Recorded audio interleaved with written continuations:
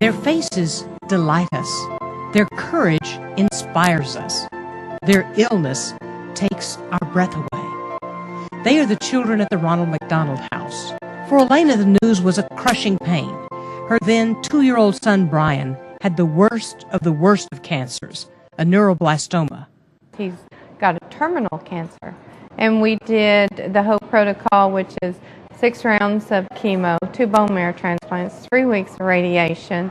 Elena, Brian, and her husband, Rudy, began the dogged routine of driving from Altus to the Children's Hospital in Oklahoma City. Going back and forth was a physical and financial drain on top of the devastation they carried in their hearts. It meant a lot to us to find out that there's a house, more like our home, because when a child is diagnosed, a lot of times their greatest fear and their greatest love is home, their own bed, their own surroundings, and so the hospital's very scary. In the clatter of the hospital, Lisa finds a quiet moment, cradling tiny Bradley. It's no surprise Bradley ended up in the neonatal intensive care unit of Children's Hospital. I found out at 4 months that he had gastroschisis, and it's where the bowel is exposed, amniotic fluid. And between the 10th and the 12th week, the stomach, abdominal wall didn't close completely, and he had bowel protruding. And it was just a small bowel, so within 24 hours after his delivery, it was all poked back in there, and they stitched him up the next day. He's doing good, though. He's healed from it pretty good. And so now it's just a waiting game from here to kind of see how he does. Driving back and forth from Colbert in far southeastern Oklahoma and staying in hotels every night while her baby's life hung in the balance was a financial and emotional burden. I'm very blessed to have the Ronald McDonald House to stay at. I don't know if I could even be here now if I didn't have that place to stay. The reality of cancer in little Esmeralda is really sinking in for her mother, Irene. The feeling is like,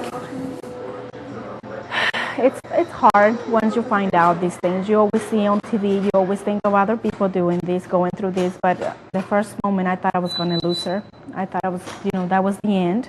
Their home in Enid is nearly 2 hours away. We was driving back and forth every day for 15 minutes, and from Enid to here is a close to 2-hour drive. And since they have to put her on anesthesia, we have to be here at 6:30 in the morning.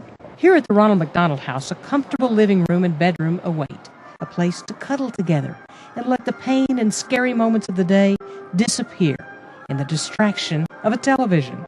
Ronald McDonald's House has provided for us a home, away from our house, away from our home, and it has really, everybody's really good.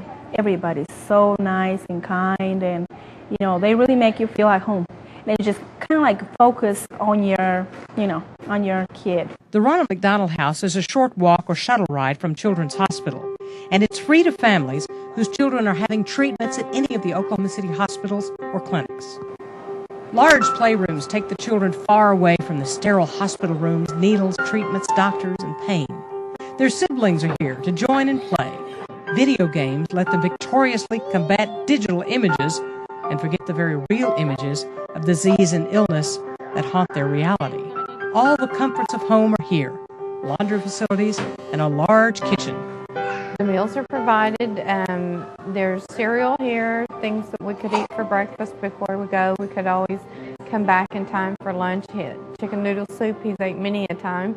And then there's people who come most generally every night and cook. They supply food, they usually supply dinners, and I enjoy cooking dinner a lot myself, so sometimes if they got a little board over there that tells you who's going when and where. And then I always have someone on the night, so I usually cook. James is a long way from home in Atoka. He and his wife have a preemie baby in the hospital.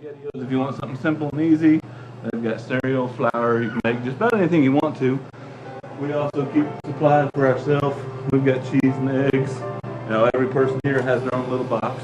Children with special needs can stay in rooms isolated from the general community, but every family soon develops a new routine far from home. We do our chemo, and it's only 1 to 2 hours long, and then we have the rest of the day where we can come back and stretch out. He can lay down and watch TV, in the surroundings of almost the comfort of home. When families leave their isolation and get together in an emotional embrace of each other, the healing power of this house becomes almost magical. Sometimes, you get the feeling, oh, woe is me in the situation, but then you meet somebody else with a lot worse situation. And so it just kind of brings you back to thinking, oh, I'm glad, where we are. Children share and learn from each other too, sharing scars, treatments, and that sense that they're not alone. Of course, there are moments when reality comes crushing back in. Irene is sweeping up the precious falling hairs of her little girl, Esmeralda. At the stage where she's losing her hair. But Irene isn't losing her faith.